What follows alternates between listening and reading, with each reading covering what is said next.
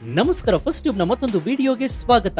ಭಾರತದ ರಕ್ಷಣಾ ವಲಯ ಅಂದ್ರೆ ನಮ್ಮೆಲ್ಲರಿಗೂ ತಕ್ಷಣ ನೆನಪಾಗೋದು ರಷ್ಯಾ, ಅಮೆರಿಕ, ಫ್ರಾನ್ಸ್ ಅಥವಾ ಇಸ್ರೇಲ್. ನಾವು ನಮ್ಮ ಬಹುಪಾಲು ಶಸ್ತ್ರಾಸ್ತ್ರಗಳನ್ನ, ಯುದ್ಧ ವಿಮಾನವನ್ನ ಈ ದೇಶಗಳಿಂದಲೇ ಖರೀದಿ ಮಾಡ್ತೇವೆ. ಆದ್ರೆ ಮುಂಬರುವ ದಿನಗಳಲ್ಲಿ ಭಾರತದ ರಕ್ಷಣಾ ವಲಯದಲ್ಲಿ ಒಂದು ಭಾರಿ ದೊಡ್ಡ ಭೂಕಂಪ ಸೃಷ್ಟಿಯಾಗಲಿದೆ. ಹೌದು, ಇನ್ ಮುಂದೆ ಭಾರತ ತನ್ನ ಬಹುದೊಡ್ಡ ಡಿಫೆನ್ಸ್ ಡೀಲ್ ಗಳನ್ನ ಅಮೆರಿಕ ಅಥವಾ ರಷ್ಯಾದ ಜೊತೆ ಮಾಡೋದಿಲ್ಲ. ಬದಲಾಗಿ ತಂತ್ರಜ್ಞಾನದಲ್ಲಿ ಜಗತ್ತಿಗೆ ಬಾಸ್ ಆಗುವ ಚೀನಾದ ಕಡು ವೈರಿಯಾಗಿರುವಂತಹ ಜಪಾನ್ ದೇಶದ ಜೊತೆ ಭಾರತ ಕೈ ಜೋಡಿಸ್ತಾ ಇದೆ.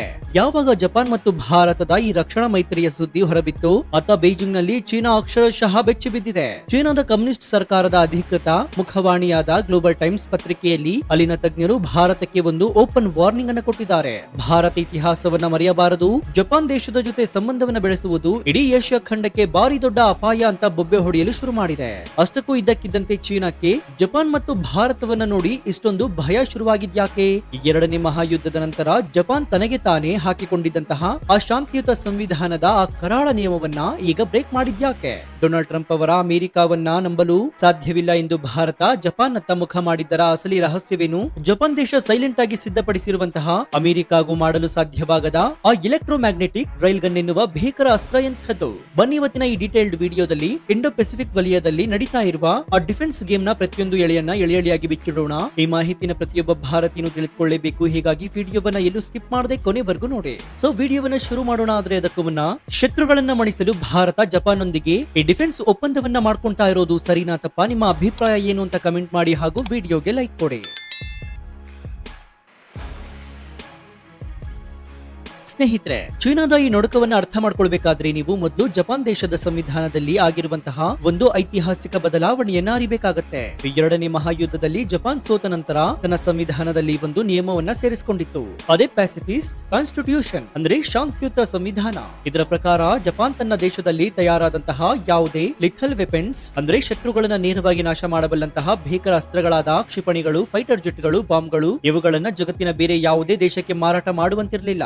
ಜಪಾನ್ ಕೇವಲ ನಾನ್ ಲಿಥಲ್ ಅಂದ್ರೆ ರೇಡರ್ಗಳು, ಕಮ್ಯುನಿಕೇಶನ್ ಸಿಸ್ಟಮ್ ಗಳನ್ನ ಮಾತ್ರ ರಫ್ತು ಮಾಡಬಹುದಾಗಿತ್ತು. ಉದಾಹರಣೆಗೆ ಭಾರತ ಮತ್ತು ಜಪಾನ್ ನಡುವೆ ಈಗಾಗಲೇ ಯೂನಿಕಾರ್ನ್ ಎನ್ನುವಂತಹ ಅತ್ಯಾಧುನಿಕ ನೇವಿ ಕಮ್ಯುನಿಕೇಶನ್ ಸಿಸ್ಟಮ್ಗೆ ಒಪ್ಪಂದವಾಗಿದೆ. ಆದ್ರೆ ಇದು ಶತ್ರುಗಳನ್ನ ಹೊಡೆಯುವ ಅಸ್ತ್ರವಲ್ಲ. ಈಗ ಪರಿಸ್ಥಿತಿ ಬದಲಾಗಿದೆ. 75 ವರ್ಷಗಳ ನಂತರ ಜಪಾನ್ ತನ್ನ ಸಂವಿಧಾನದ ಆ ಹಳೆಯ ನಿಯಮವನ್ನ ಕಸದ ಬುಟ್ಟಿಗೆ ಎಸೆದಿದೆ. ಹೌದು, ಈಗ ಜಪಾನ್ ಜಗತ್ತಿನ ಬೇರೆ ದೇಶಗಳಿಗೆ, ವಿಶೇಷವಾಗಿ ತನ್ನ ಮಿತ್ರ ರಾಷ್ಟ್ರಗಳಿಗೆ ಅತ್ಯಂತ ಭೀಕರವಾದ ಕ್ಷಿಪಣಿಗಳು, ಅತ್ಯಾಧುನಿಕ ಯುದ್ಧ ನೌಕೆಗಳು ಮತ್ತು ಫೈಟರ್ ಜೆಟ್ಗಳನ್ನ ಎಕ್ಸ್ಪೋರ್ಟ್ ಮಾಡಲು ಅಧಿಕೃತವಾಗಿ ಗ್ರೀನ್ ಸಿಗ್ನಲ್ ಅನ್ನು ಕೊಟ್ಟಿದೆ.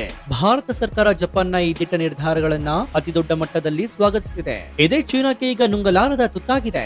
ಭಾರತ ಜಪಾನ್ ಕಡೆಗೆ ಇಷ್ಟೊಂದು ಆಸಕ್ತಿ ತೋರಿಸಲು ಒಂದು ಭಾರಿ ದೊಡ್ಡ ಕಾರಣವಿದೆ. ಅದೇ ಅಮೆರಿಕ ಮತ್ತು ಅಲ್ಲಿನ ನಾಯಕ ಡೊನಾಲ್ಡ್ ಟ್ರಂಪ್. ನೋಡಿ ಸ್ನೇಹಿತರೆ, ಅಮೆರಿಕ ಎಷ್ಟೇ ದೊಡ್ಡ ಸೂಪರ್ ಪವರ್ ಆಗಿರಬಹುದು, ಆದ್ರೆ ಡೊನಾಲ್ಡ್ ಟ್ರಂಪ್ ಅವರ ಆಡಳಿತದಲ್ಲಿ ಅಮೆರಿಕ ಒಂದು ಅನ್ರಿಯಲಬಲ್ ಅಂದ್ರೆ ನಂಬಲು ಅನರ್ಹವಾದ ದೇಶವಾಗಿ ಬದಲಾಗಿದೆ. ಟ್ರಂಪ್ ಅವರ ವಿದೇಶಾಂಗ ನೀತಿ ಯಾವಾಗ ಹೇಗೆ ಬದಲಾಗುತ್ತೆ ಅಂತ ಊಹಿಸೋದು ಕೂಡ ಅಸಾಧ್ಯ ಎಂದು ಭಾರತವನ್ನು ಹೊಗಳುವ ಅವರು ನಾಳೆ ಬೆಳಗ್ಗೆ ಇದು ಸೋಷಿಯಲ್ ಮೀಡಿಯಾದಲ್ಲಿ ಭಾರತದ ವಿರುದ್ಧವೇ ನಿರ್ಬಂಧ ಹೇರುವಂತಹ ಟ್ವೀಟ್ ಮಾಡಬಹುದು. ಹೀಗಿರುವಾಗ ಭಾರತ ತನ್ನ ರಕ್ಷಣಾ ವಲಯದ ಭವಿಷ್ಯವನ್ನ ಅಮೆರಿಕದ ಕೈಯಲ್ಲಿ ಇಡುವುದು ಭಾರಿ ದೊಡ್ಡ ಅನಾಹುತ. ಅಮೆರಿಕದ F-35 ನಂತಹ ಬೃಹತ್ ಫೈಟರ್ ಜೆಟ್ ಗಳನ್ನ ಅಥವಾ ಅತ್ಯಾಧುನಿಕ ಏರ್ ಡಿಫೆನ್ಸ್ ಸಿಸ್ಟಮ್ ಗಳನ್ನ ಭಾರತ ಖರೀದಿಸಿದ್ರೆ ನಾಳೆ ಯುದ್ಧದ ಸಮಯದಲ್ಲಿ ಅಮೆರಿಕ ನಮಗೆ ಬಿಡಿ ಭಾಗಗಳನ್ನ ಕೊಡದೆ ಕೈ ತೊಳೆದುಕೊಳ್ಳಬಹುದು. ಆದ್ರೆ ಜಪಾನ್ ಹಾಗಲ್ಲ. ಜಪಾನ್ ಮತ್ತು ಭಾರತದ ಸಂಬಂಧ ಅತ್ಯಂತ ಸ್ಥಿರವಾಗಿದೆ. ಜಪಾನ್ ಪ್ರಧಾನಿಗಳು ರಾತ್ರೋರಾತ್ರಿ ಭಾರತದ ವಿರುದ್ಧ ತಿರುಗಿ ಬೀಳುವವರಲ್ಲ. ತಂತ್ರಜ್ಞಾನದಲ್ಲಿ ಜಪಾನ್ ಅಮೆರಿಕಾಗಿಂದ ಒಂದು ಹೆಜ್ಜೆ ಮುಂದೆ ಇದೆ. ಹೀಗಾಗಿ ಅಮೆರಿಕಕ್ಕೆ ಅತ್ಯುತ್ತಮವಾದಂತಹ ಆಲ್ಟರ್ನೇಟಿವ್ ಅಂದ್ರೆ ಪರ್ಯಾಯ ಅಂದ್ರೆ ಅದು ಜಪಾನ್ ಮಾತ್ರ. ಜಪಾನ್ನ ರಕ್ಷಣಾ ತಂತ್ರಜ್ಞಾನ ಯಾವ ಮಟ್ಟಿಗೆ ಬೆಳೆದಿದೆ ಎನ್ನುವುದಕ್ಕೆ ಒಂದು ಸಣ್ಣ ಉದಾಹರಣೆ ಹೇಳ್ತೀನಿ ಕೇಳಿ. ಇತ್ತೀಚೆಗೆ ಜಪಾನ್ ನೌಕಾಪಡೆ ಒಂದು ವಿಡಿಯೋವನ್ನ ರಿಲೀಸ್ ಮಾಡಿದೆ. ಅದರಲ್ಲಿ ಅವರು ಎಲೆಕ್ಟ್ರೋಮ್ಯಾಗ್ನೆಟಿಕ್ ರೈಲ್ ಗನ್ ಎನ್ನುವಂತಹ ಭವಿಷ್ಯದ ಅಸ್ತ್ರವನ್ನ ಯಶಸ್ವಿಯಾಗಿ ಪರೀಕ್ಷೆ ಮಾಡಿದ್ದಾರೆ. ಈ ರೈಲ್ ಗನ್ ಎಷ್ಟು ಡೇಂಜರಸ್ ಆಗಿದೆ ಅಂತಂದ್ರೆ ಇದರಲ್ಲಿ ಯಾವುದೇ ಮದ್ದು ಗುಂಡು ಬಳಸುವಂತಿಲ್ಲ. ಕೇವಲ ವಿದ್ಯುತ್ ಕಾಂತೀಯ ಶಕ್ತಿಯಿಂದ ಇದು ಗುಂಡುಗಳನ್ನ ಅತಿ ಭಯಾನಕ ವೇಗದಲ್ಲಿ ಶತ್ರುಗಳ ಯುದ್ಧ ನೌಕೆಗಳ ಮೇಲೆ ಪ್ರಯೋಗಿಸುತ್ತೆ. ಶತ್ರುಗಳ ಹಡಗುಗಳು ಕ್ಷಣಾರ್ಧದಲ್ಲಿ ಧೂಳಿಪಟವಾಗುತ್ತೆ. ಅಚ್ಚರಿಯ ವಿಚಾರ ಏನಂದ್ರೆ ಅಮೆರಿಕಾದಂತಹ ಸೂಪರ್ ಪವರ್ ಕೂಡ ಈ ರೈಲ್ ಗನ್ ಟೆಕ್ನಾಲಜಿಯನ್ನು ಅಭಿವೃದ್ಧಿಪಡಿಸಲು ಹೋಗಿ ಸಾಧ್ಯವಾಗದೆ ಕೈಬಿಟ್ಟಿತ್ತು. ಆದ್ರೆ ಜಪಾನ್ ಇದನ್ನ ಯಶಸ್ವಿಯಾಗಿ ಅಭಿವೃದ್ಧಿಪಡಿಸಿದೆ. ಜಪಾನ್ನ ಇಂತಹ ಅತ್ಯಾಧುನಿಕ ಫ್ಯೂಚರಿಸ್ಟಿಕ್ ಅಸ್ತ್ರಗಳು ಮುಂದಿನ ದಿನಗಳಲ್ಲಿ ಭಾರತೀಯ ನೌಕಾಪಡೆಗೆ ಸೇರ್ಪಡೆಯಾದ್ರೆ ಹಿಂದೂ ಮಹಾಸಾಗರದಲ್ಲಿ ಭಾರತವನ್ನ ಎದುರಿಸುವ ತಾಕತ್ತು ಚೀನಾಕ್ಕೂ ಕೂಡ ಇರೋದಿಲ್ಲ.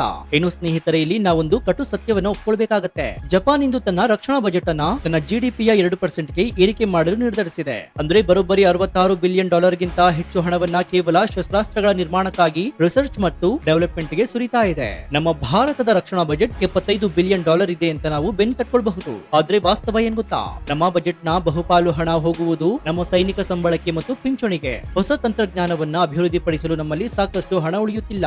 ಇದಕ್ಕೆ ಅತಿದೊಡ್ಡ ಮುಖ್ಯ ಕಾರಣ ನಮ್ಮ ದೇಶದ ರಾಜಕಾರಣಿಗಳು ಶುರು ಮಾಡಿರುವಂತಹ ಉಚಿತ ಯೋಜನೆಗಳ ಏಳು. ಹೌದು, ಸರ್ಕಾರಿ ಖಜಾನೆಯ ಹಣವನ್ನ ಮೂಲಸೌಕರ್ಯ, ರಕ್ಷಣಾ ವಲಯ, ಮಾನವ ಸಂಪನ್ಮೂಲಕ್ಕೆ ಬಳಸುವ ಬದಲು ಕೇವಲ ವೋಟ್ ಬ್ಯಾಂಕ್ಗಾಗಿ ಜನರಿಗೆ ಪುಕ್ಕಟ್ಟೆ ಹಂಚಲಾಗ್ತಾ ಇದೆ. ಇದು ಭಾರತದ ಆರ್ಥಿಕತೆಗೆ ಭಾರಿ ದೊಡ್ಡ ಕಂಟಕ ಅಂತ ಸ್ವತಃ ಭಾರತದ ಎಕನಾಮಿಕ್ ಸರ್ವೆ ವರದಿ ಮಾಡಿದೆ. ಭವಿಷ್ಯದಲ್ಲಿ ಜನರು ಕಷ್ಟಪಟ್ಟು ದುಡಿಯೋದನ್ನೇ ಬಿಟ್ಟು ಸರ್ಕಾರದ ಹಣಕ್ಕಾಗಿ ಕಾಯುವಂತಹ ಬ್ರೆಜಿಲಿಯನ್ ಮಾಡೆಲ್ಗೆ ಭಾರತ ತಳ್ಳಲ್ಪಡ್ತಾ ಇದೆ. ನಮ್ಮದೇ ಸ್ವಂತ ಟೆಕ್ನಾಲಜಿ ಅಭಿವೃದ್ಧಿಪಡಿಸಲು ನಮಗೆ ಇನ್ನೂ ಕೂಡ ಹಲವು ದಶಕಗಳು ಬೇಕು. ಅಲ್ಲಿಯವರೆಗೆ ನಮ್ಮ ದೇಶದ ಭದ್ರತೆಗಾಗಿ ನಾವು ಜಪಾನ್ ನಂತಹ ತಂತ್ರಜ್ಞಾನ ದೈತ್ಯರ ಮೇಲೆ ಅವಲಂಬಿತವಾಗಿರಲೇಬೇಕಾದಂತಹ ಅನಿವಾರ್ಯತೆ ಕೂಡ ಇದೆ. ಯಾವಾಗ ಜಪಾನ್ ತನ್ನ ಮಿಲಿಟರಿ ಶಕ್ತಿಯನ್ನ ಹೆಚ್ಚಿಸಿಕೊಂಡು ಭಾರತಕ್ಕೆ ಹತ್ತಿರವಾಗ್ತಾ ಇದೆಯೋ ಆಗ ಚೀನಾಗೆ ಅಕ್ಷರಶಃ ನಡಕ ಶುರುವಾಗಿದೆ. ಚೀನಾದ ಗ್ಲೋಬಲ್ ಟೈಮ್ಸ್ ತಜ್ಞರು ಬರೀತಾ ಇದ್ದಾರೆ, ಭಾರತ ಇತಿಹಾಸವನ್ನ ಮರಿಬಾರದು. ಜಪಾನ್ಗೆ ಲಿಥಲ್ ವೆಪನ್ಸ್ ಮಾಡಲು ಅವಕಾಶ ಕೊಟ್ರೆ ಇಡೀ ಏಷ್ಯಾ ಪೆಸಿಫಿಕ್ ವಲಯದಲ್ಲಿ ಶಾಂತಿ ಕದಡುತ್ತೆ, ಹೊಸ ಕೋಲ್ಡ್ ವಾರ್ ಶುರುವಾಗುತ್ತೆ ಅಂತ ಬೊಬ್ಬೆ ಹೊಡಿತಾ ಇದ್ದಾರೆ. ಅಷ್ಟಕ್ಕೂ ಚೀನಾಕ್ಕೆ ಜಪಾನ್ ಕಂಡ್ರೆ ಎಷ್ಟೊಂದು ದ್ವೇಷ ಯಾಕುತ್ತಾ? ಎರಡನೇ ಯುದ್ಧದಲ್ಲಿ ಜಪಾನ್ ಚೀನಾದ ಮೇಲೆ ಆಕ್ರಮಣ ಮಾಡಿತ್ತು.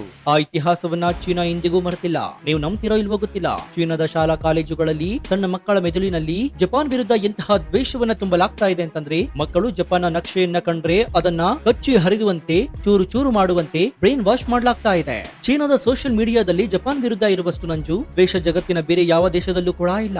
ಚೀನಾದಲ್ಲಿ ಏನೇ ಆಂತರಿಕ ಸಮಸ್ಯೆಗಳಾದ್ರೂ ಕೂಡ ಕಮ್ಯುನಿಸ್ಟ್ ಸರ್ಕಾರ ಈ ಎಲ್ಲಾ ತಪ್ಪನ್ನ ಜಪಾನ್ ಮೇಲೆ ಹಾಕಿ ಜನರ ದಾರಿಯನ್ನ ತಪ್ಪಿಸ್ತಾ ಇದೆ. ಇಂತಹ ಚೀನಾ ಈಗ ಭಾರತಕ್ಕೆ ಅಡ್ವೈಸ್ ಮಾಡಲು ಬರ್ತಾ ಇದೆ. ಜಪಾನ್ ಭಾರತದ ಮೇಲೆ ಆಕ್ರಮಣ ಮಾಡಿತ್ತು, ಅದನ್ನ ಮರಿಬೇಡಿ ಅಂತ ಕುತಂತ್ರದ ಮಾತುಗಳನ್ನ ಆಡ್ತಾ ಇದೆ.